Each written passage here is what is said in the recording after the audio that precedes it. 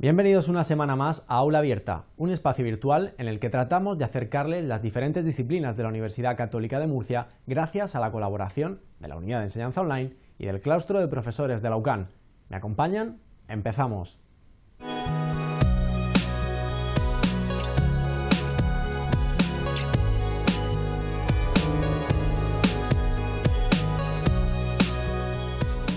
Vivimos rodeados de datos. El uso de la tecnología en nuestro día a día ayuda a convertir cada una de nuestras acciones en información, lo que resulta muy valioso para algunos. El Big Data hace referencia a los sistemas que manipulan grandes conjuntos de datos. Es un término aplicado a conjuntos de datos que superan la capacidad del software habitual para ser capturados, gestionados y procesados en un tiempo razonable.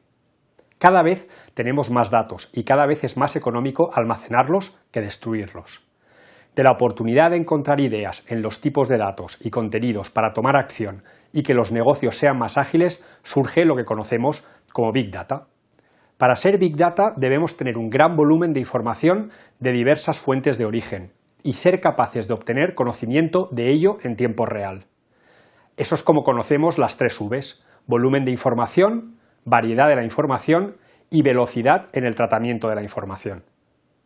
Big Data es la frontera de una compañía para almacenar, procesar y acceder a todos los datos que necesita para operar eficazmente, tomar decisiones, reducir riesgos, servir a los clientes y cumplir objetivos de negocio.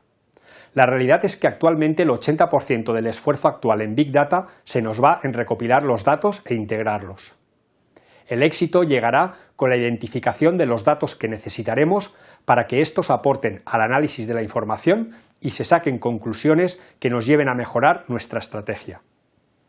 Desde el ámbito del turismo, resulta clave la posibilidad de gestionar el conocimiento mediante el análisis de grandes volúmenes de datos, procedentes de fuentes muy variables que facilitan información de los visitantes, empresas turísticas y administraciones públicas.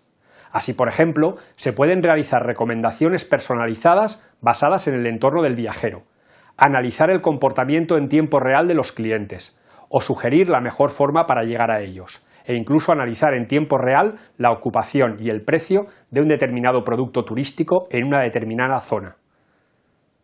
Podemos catalogar estos datos en 3 grandes grupos. El Smart Data trata de recopilar los datos que tienen que ver con nuestro negocio, mediante el uso de las diferentes plataformas de datos, bien offline u online. Datos referentes a nuestras ventas, a nuestros productos, nuestros clientes, nuestro negocio, todos los datos que tienen que ver con nuestros objetivos. Identity Data tiene que ver con la identificación física y online de los clientes o potenciales clientes, junto con sus gustos, para así poder personalizar al máximo nuestra oferta de productos o servicios, para dirigirnos a él por el canal adecuado. El Open Data persigue que los datos y la información, especialmente las que poseen las administraciones públicas, estén disponibles para el conjunto de los ciudadanos. La publicación de la información se realiza además de forma abierta y reutilizable, de forma que tanto ciudadanos como empresas puedan utilizarla para su consulta, para enriquecerla con nuevos datos o para generar aplicaciones y servicios con ella. La combinación de estos 3 tipos de datos nos permitiría tener una visión 360 de nuestro negocio o cliente, además de tener una gran cantidad de datos para combinar y relacionar de forma que nos permita predecir comportamientos en cualquier área de nuestro negocio.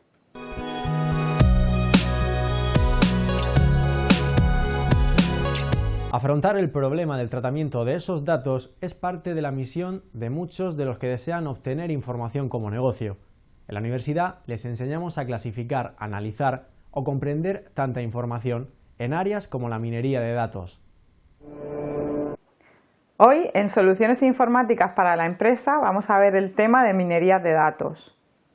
En este primer vídeo vamos a ver los conceptos fundamentales de qué es la minería de datos y los elementos que forman parte de este concepto de minería de datos.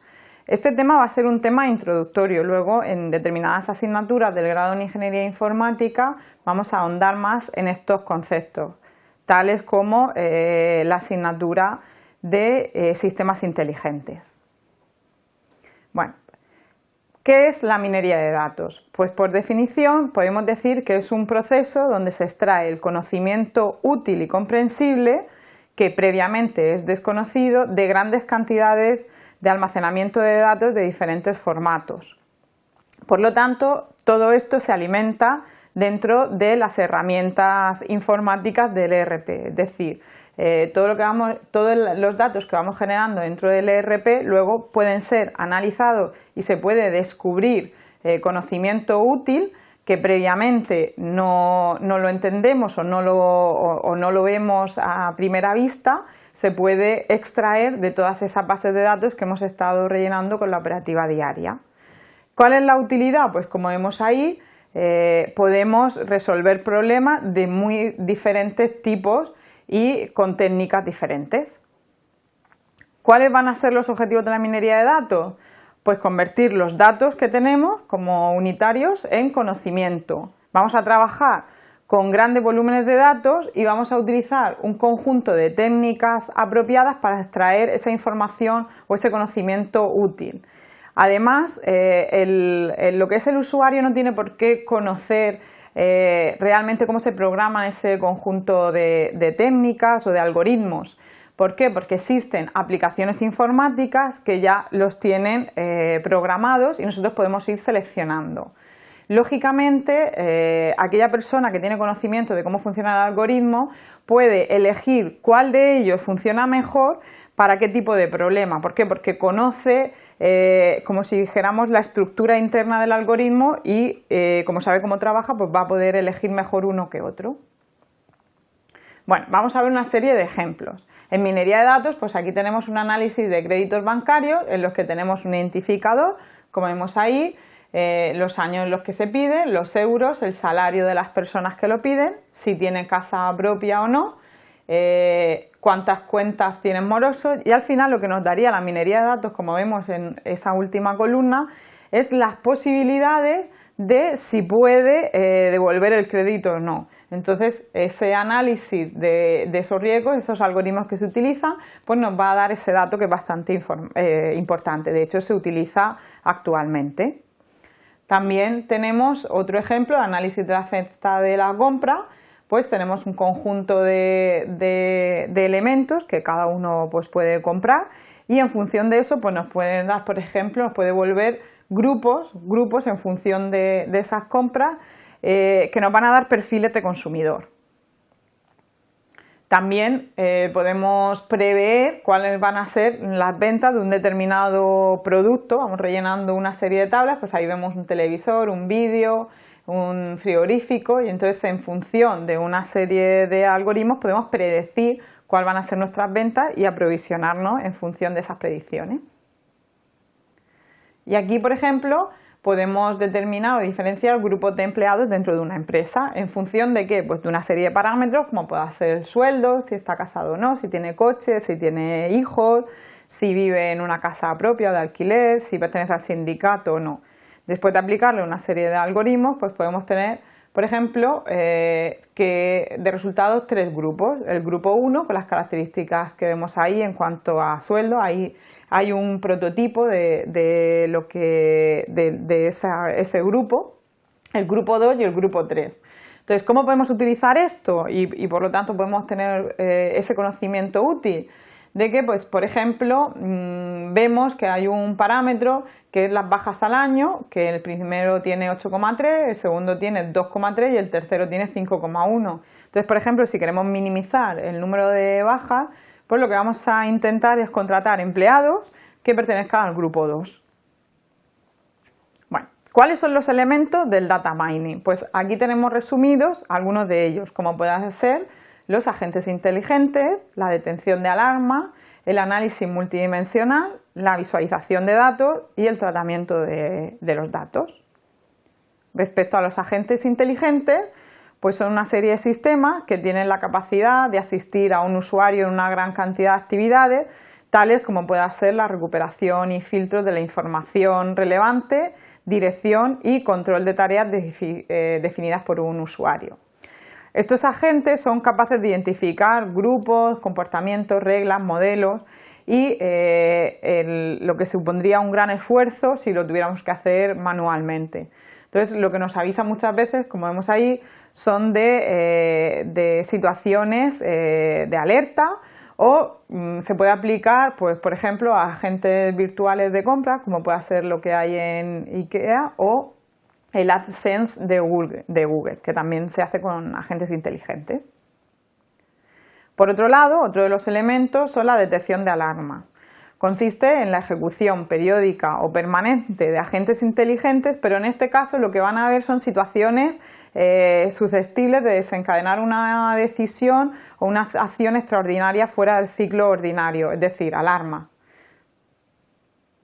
Por otro lado, también tenemos el análisis multidimensional, que lo hemos visto en otros temas dentro de la asignatura, como es la tecnología OLA.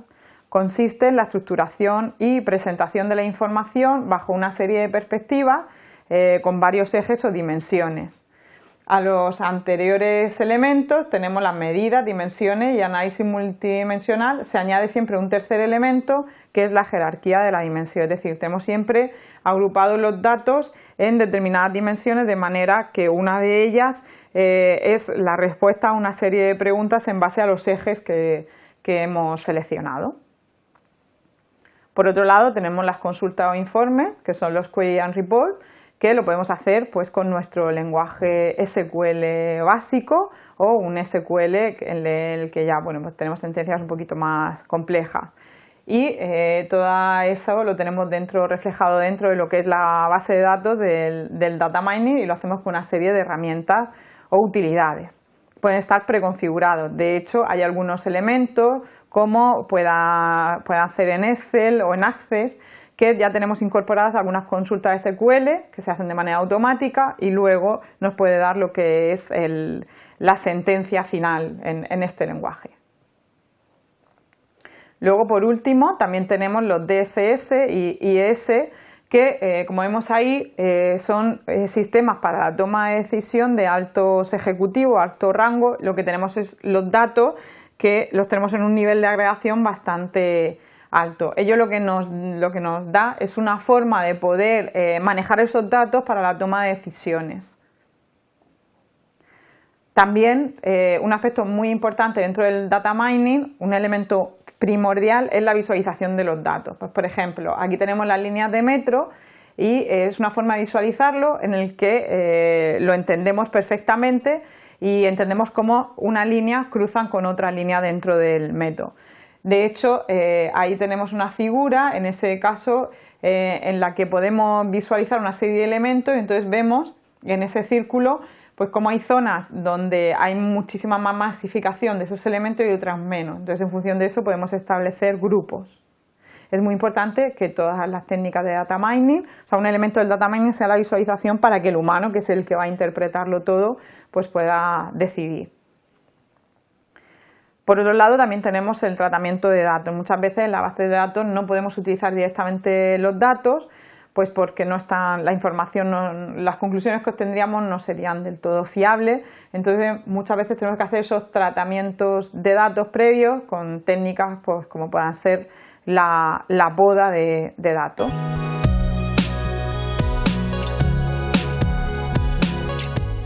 ¿Y cómo almacenamos tanta información? Hoy utilizamos los ordenadores, que han dejado atrás filas de largos archivadores repletos de papel. Lo guardamos en unidades de almacenamiento de datos, y por las que hoy hemos creado palabras como petabyte. Un petabyte es una unidad de almacenamiento equivalente a 1 millón de gigabytes, o 1000 terabytes. En la actualidad, nuestros ordenadores de mesa incluyen unidades de almacenamiento de, como mucho, 2 teras, diminutivo de 2 terabytes. Si contamos 1980 como el punto de partida del primer disco duro accesible al mercado mayoritario de 1 gigabyte, han pasado poco más de 30 años para alcanzar la misma disponibilidad con 1 terabyte. Durante ese tiempo, la cantidad de información ha crecido exponencialmente. Desde que en agosto de 1991 apareciese la primera web de Internet, la evolución ha sido constante. En el 2000 dispusimos de las primeras USB comerciales con 8 megas de capacidad. En 2001, Apple rompió los esquemas del mundo musical con el iPod, dando una capacidad de 5 GB. En 2005, un joven sube un vídeo a YouTube, Miad Dessous. Es el primero de un lugar donde en poco tiempo albergará 45 terabytes de datos. Es en 2006 cuando aparece el primer disco duro de 1 tera, aunque tardará al menos 3 años en llegar a un precio accesible al mercado mayoritario. Y no paramos ahí. A un nivel de consumo familiar, el almacenamiento lo determinamos en gigas, y ya comenzamos a nombrar los teras. Pero en un nivel científico, la frontera del tera se rompió hace una década. En 1995 fue aprobada la construcción del LHC, el instrumento científico más complejo jamás construido. Y se sabía que la cantidad de datos que generaría necesitaba de recursos superiores a los existentes en el momento. Almacenar y analizar esa ingente cantidad de información constituía un reto y para ello se diseñó una red global de computación para el LHC. Hoy la conocemos como LHC Computing Grid, LCG. En su concepción se estimó que la cantidad de datos para almacenar en un año excedería varios petabytes. Hoy conocemos que el LHC viene produciendo desde 2012 una cantidad de 25 petabytes por año. La misma cantidad de archivos que se considera almacenadas en los servidores de Mega-Unlock antes de su cierre. Y solo 5 petabytes más de los que Google procesa cada día. El LCG permite almacenar y procesar una cantidad de información que ningún superordenador podría manejar por sí solo. Su capacidad de almacenamiento alcanza los 150 petabytes. El esfuerzo de manejar cantidades de petabytes dadas por el LHC ha supuesto un avance que está repercutiendo en otras áreas: genómica, imagen, astronomía, áreas con retos similares en la gestión de datos. En las bases de esta gestión se encuentran las investigaciones que Ian Foster y Karl Kesselman publicaron en 1999, dando nacimiento a una nueva tecnología, la computación grid. Pero esa es otra historia.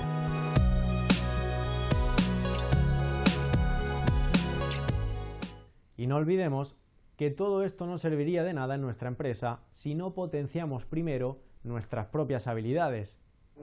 Vamos a estudiar lo que es estrategia y por qué es importante la dirección estratégica en las empresas.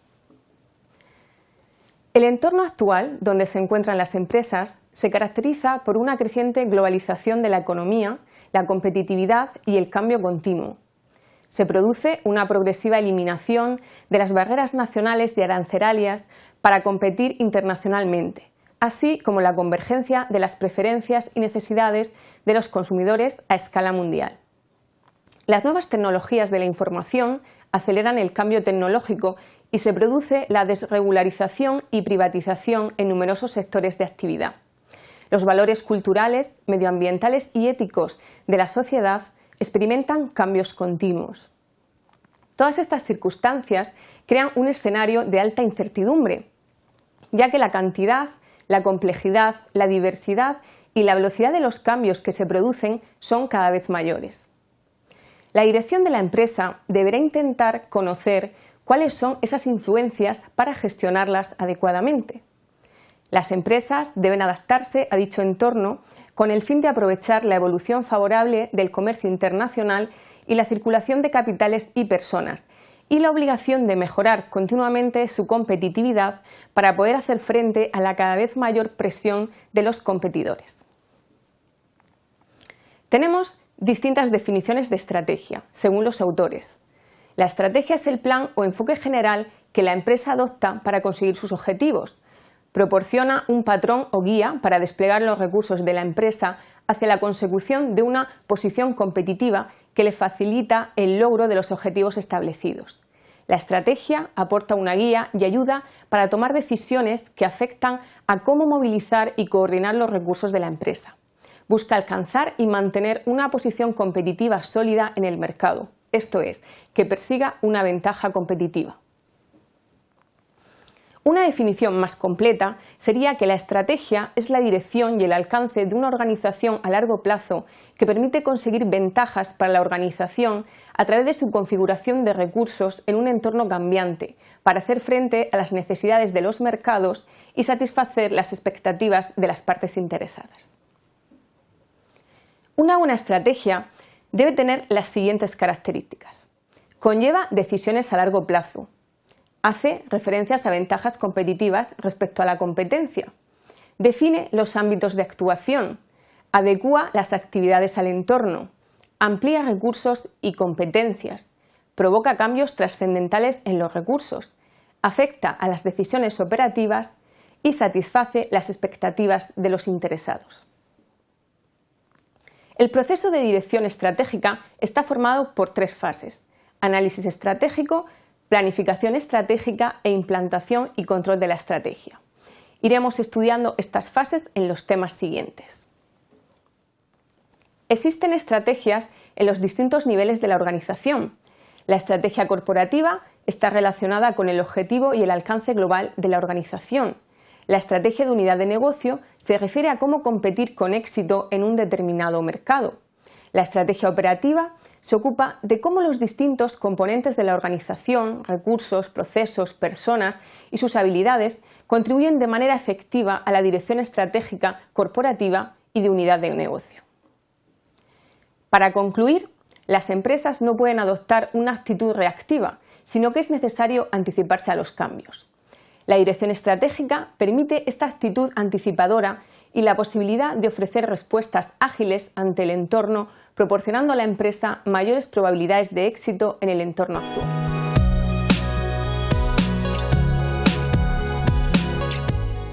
Y hasta aquí el programa de hoy. Volvemos la próxima semana con nuevas lecciones, nuevos profesores y, lo más importante, con más ganas de seguir aprendiendo. Hasta la semana que viene.